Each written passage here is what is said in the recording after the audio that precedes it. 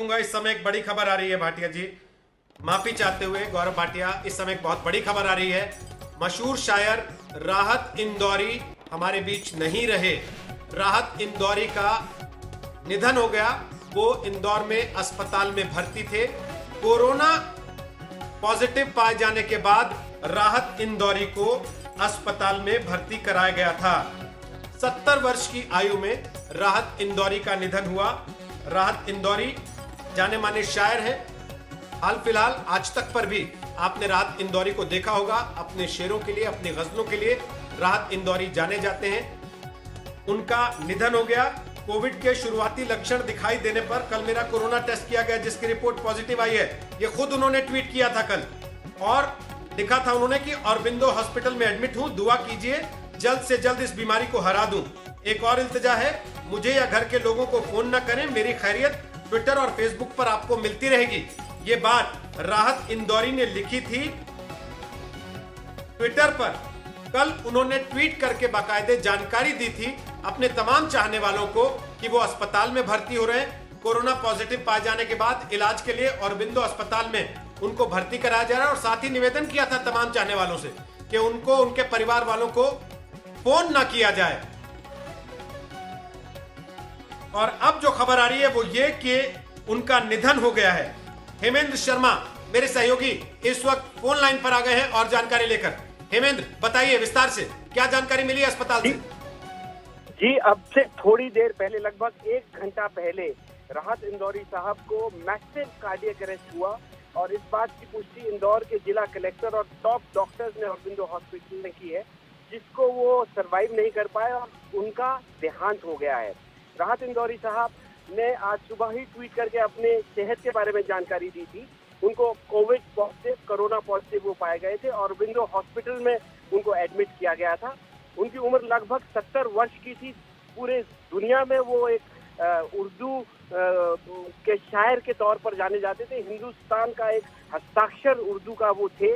और आज उन्होंने अपने चाहने वालों से कहा था ट्वीट के माध्यम से कि परिवार वालों को और उनको फोन करके वो डिस्टर्ब ना करें। अपनी सेहत के बारे में और उनके हेल्थ के बारे में वो लगातार अपडेट करते रहेंगे। लेकिन इस दौरान डॉक्टर्स ने हमें बताया है कि वो शुगर के भी मरीज थे।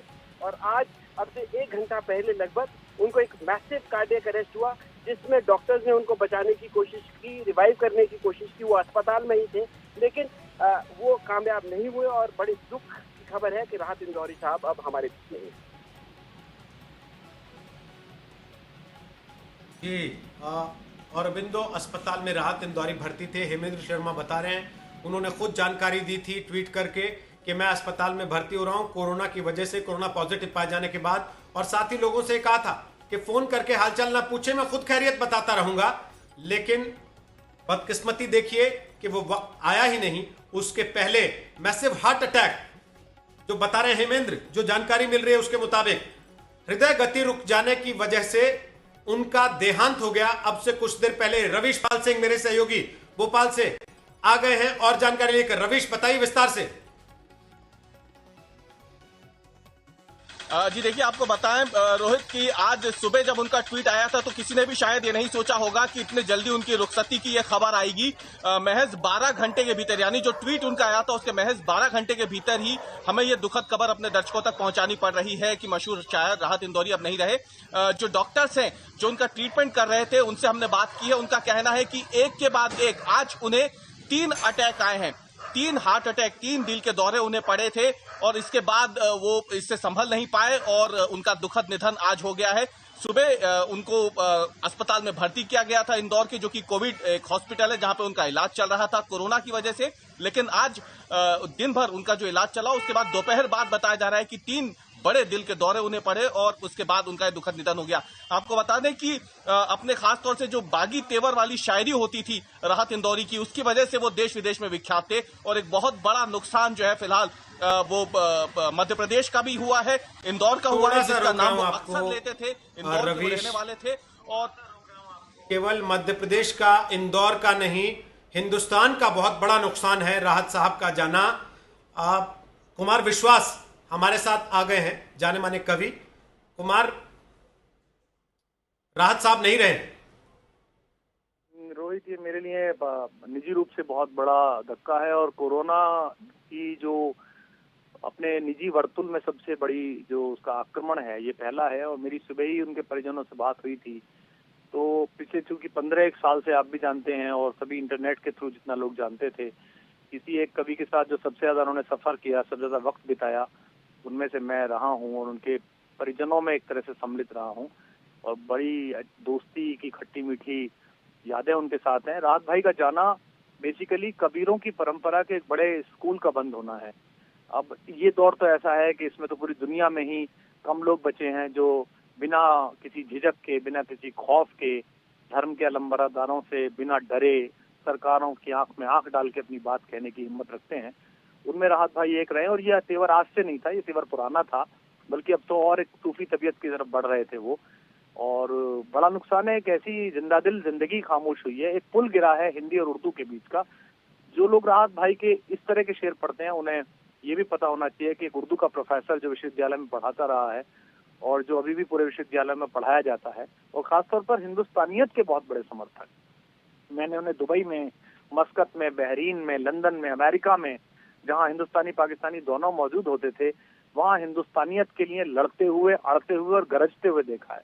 मैंने देखा है कि बड़े बड़े हॉल्स में उनके किसी किसी शेर पर दूसरे मुल्क के ऐसे लोगों ने जो फैनेटिक हैं, उन्होंने बायकॉट किया है। मुझे आज वो किस्से याद हैं जब बहरीन में पाकिस्तानियों के ग्रुप ने उनके 2 शेर सुनने के बाद बायकॉट किया और उन्होंने कहा कि जितने तुम जा रहे हो इतने तो आखिरी वक्त में हमारे यहाँ जो है बाहर खड़े लोग तमाशा देखते हैं। पता नहीं सारी बातें, तो एक बड़ी आवाज शांत हुई है। कोरोना का बड़ा हमला है, मतलब आपका फोन था तो मैं आपसे बात कर पाया, अभी तो बात करने की स्थिति नहीं है, मन में कुछ मतलब सन्नाटा सा खिंच गया है।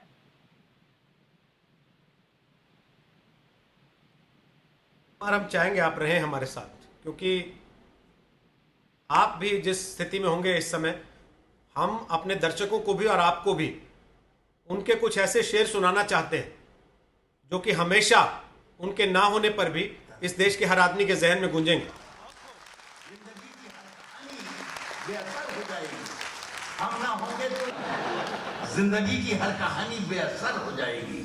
रहता है तब शेर निकलते नहीं, हमारे सीने पर भटके हुआ जो कैसेट होता है वो बजाते रहते हैं, लेकिन आज तो आपने उसको सबको मात दे दी, मुशायरा हो रहा है। इसलिए सुनिए कि नई हवाओं की सोहबत बिगाड़ देती है, नई हवाओं की सोहबत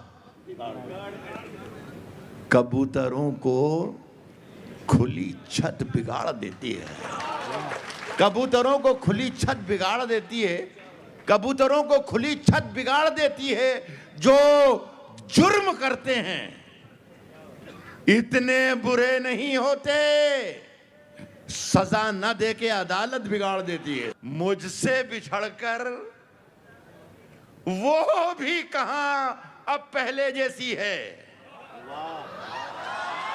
मुझसे बिछड़कर वो भी कहां अब पहले जैसी है, फीके पड़ गए कपड़े वपड़े जेवर वेवर।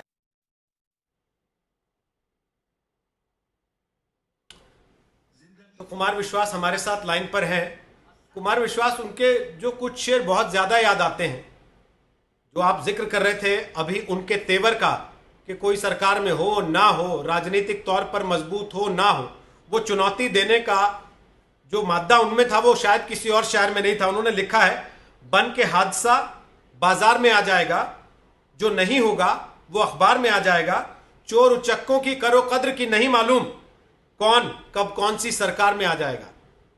ऐसे शेर किसी और के आपने पढ़े हैं हाल फिलहाल, और कौन से उनके लिखे हुए ऐसे शेर हैं जो आप कभी भूल भी नहीं पाएंगे? बड़ी बात तो रोहित भाई ये है कि ऐसा शायर मिलना मुश्किल है जिसे दूसरों के हजारों शेर याद हों। राहत भाई के साथ सफर करने के 2 जो खास कारण थे मेरे और उनके, म्यूचुअल थे। वो ये थे कि मुझसे वो हिंदुस्तान के बारे में और हिंदी के बारे में और धर्म जगत के बारे में काफी सारी बातें पूछते थे, हिंदी की कविताएं बहुत सुनते थे, और मुझे उनके बहाने ऐसे शायरों को सुनने का उनके मुंह से मौका मिला जिनको मैं कभी नहीं जान सकता था। बहुत छोटे छोटे शायरों के शायर जिनका कोई एक शेर वो मुझे सुनाते थे कि देखो इलाहाबाद का वो शायर था, उसने इस मौके पर ये शेर कहा था, जो बाद में मेरी निजामत में काम आए, मेरे संचालन में काम आए और मेरे स्मृति कोश में वो स्थायी रूप से घर कर गए वो शेर। दूसरा, अगर आपने उन्हें कोई सलाह दी है, कोई बात कही है, उनसे आपने कोई गुजारिश की है, आपने उनसे कोई प्रार्थना की है, तो उसे स्वीकार करने वाले व्यक्तियों में थे। और उनका मेरा एक मशहूर किस्सा जो बाद में टीवी चैनल्स पे चर्चित भी रहा, आपने देखा होगा, अभी जो आपने वीडियोस चलाए थे उनमें भी वो कोई शेर पढ़ते थे, तो मैंने उनको एक दिन रास्ते में कहा कि राज भाई, आप कई बार इतने तल्ख हो जाते हो, इतने नाराज हो जाते हो कि जो गालियां हैं वो शेर में साइलेंट होती हैं, जैसे कि आसमां लाए हो ले आओ यहीं पर रख दो। तो इसमें तुम्हारी ऐसी की तैसी है, आपका लहजा अंदर से आ रहा है लेकिन आप बोल नहीं पा रहे शायर होने की वजह से। तो हंसने लगे। तो फिर जब भी ऐसा कोई शेर पढ़ते थे हुकूमत के खिलाफ या किसी के खिलाफ, तो मेरी तरफ आंख मार के कहते थे, डॉक्टर इसमें साइलेंट है। और यही बात मैंने आज सुबह ट्वीट भी की थी कि इसमें साइलेंट है। तो वो एक उनकी मोहब्बत थी मेरे प्रति बहुत ही ज्यादा। और मैं ये मानूंगा कि मेरे कैरियर में और मेरे पीछे खड़े होकर मुझे दुआएं देने वाले लोगों में, मुझे आगे बढ़ाने वाले लोगों में, ये उन्हीं का करिश्मा था कि उनकी सदारत में मैंने ऐसे सैकड़ों मुशायरे पढ़े जहां मुझ जैसे हिंदी के कवि को और शुद्ध भाषा के उच्चारण वाले व्यक्ति को स्वीकार करने में दिक्कत हो सकती थी। और ऐसा मेरे जैसे बहुत सारे लोगों पर उनका इस वक्त मेरे ख्याल से सबसे ज्यादा जरूरत थी राहत इंदौरी जैसे एक शायर की, जो बेखौफ और सच बोलता था। और सबसे बड़ी बात है कि ऐसे समय में जब लोग खेमों में बट गए हैं, वो इस सांप्रदायिक विमर्श से बाहर थे और वो हिंदुस्तानियत को लेकर बहुत केंद्रित थे। जिस एक शेर पर उनकी बहुत ज्यादा प्रशंसा होती थी और कुछ लोग उनकी आलोचना भी करते थे कि किसी के बाप का हिंदुस्तान थोड़ी है। उस शेर में भी ये उद्घोष है कि हम इसी मिट्टी के हैं। हम कुमार, हमारे साथ इस वक्त लाइन पर राहत साहब के बेटे आ गए और हम चाहेंगे आप भी बात करना चाहें तो उनसे कर सकेंगे। लेकिन राहत सतलज इंदौरी, सबसे पहले तो इस देश का हर वो आदमी जो थोड़ा भी पढ़ता लिखता है, शायरी सुनता है या पढ़ता है या गीत सुनता है, वो राहत साहब को जानता है। और हर व्यक्ति इस समय उतना ही निजी तौर पर नुकसान महसूस कर रहा है जितना आप अपने पिता को खोने पर कर रहे हैं। आखिरी बात राहत साहब ने क्या कही? ट्विटर पर तो उन्होंने लिखा कि मेरे लिए दुआ करते रहना लेकिन फोन मत करना। आपसे बात हुई होगी, क्या कहा उन्होंने? नहीं, वो स्वस्थ होकर वापस आना चाहते थे, वो लड़ रहे थे, लेकिन अभी 5 बजे के करीब उनको एक हार्ट अटैक आया जिसकी वजह से उनका इंतकाल हुआ। और ये बहुत बड़ा नुकसान है हमारा जाती भी, और आप लोग भी मगफिरत की दुआ करें। हम अभी इस पोजीशन में नहीं है कि ज्यादा बात कर पाए, लेकिन आप तक इत्तिला पहुंचाने थी कि ये खबर सच है, तो मैं आप तक मेरी आवाज पहुंच रही है साहब। मैं समझ सकता हूं सतलज भाई कि आप इस वक्त किस परिस्थिति में होंगे। वो तमाम लोग जो राहत साहब के चाहने वाले हैं, जो इस खबर से सदमे में हैं, उनको कुछ कहना चाहेंगे? बस आखिरी बात पूछ रहा हूं।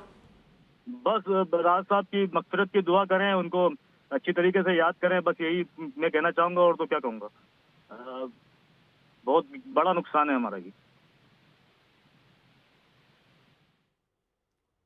केवल आपके लिए नहीं, सबके लिए नुकसान है। आपने आज तक से बात की, उसके लिए शुक्रिया।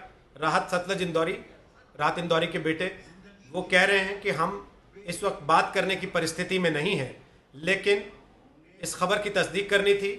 तमाम लोग जो फ़ोन करके पूछ रहे हैं, जानकारी चाहते हैं, उनको उन्होंने पुष्टि की है कि 5 बजे के आसपास राहत इंदौरी साहब को हृदय गति रुक जाने के कारण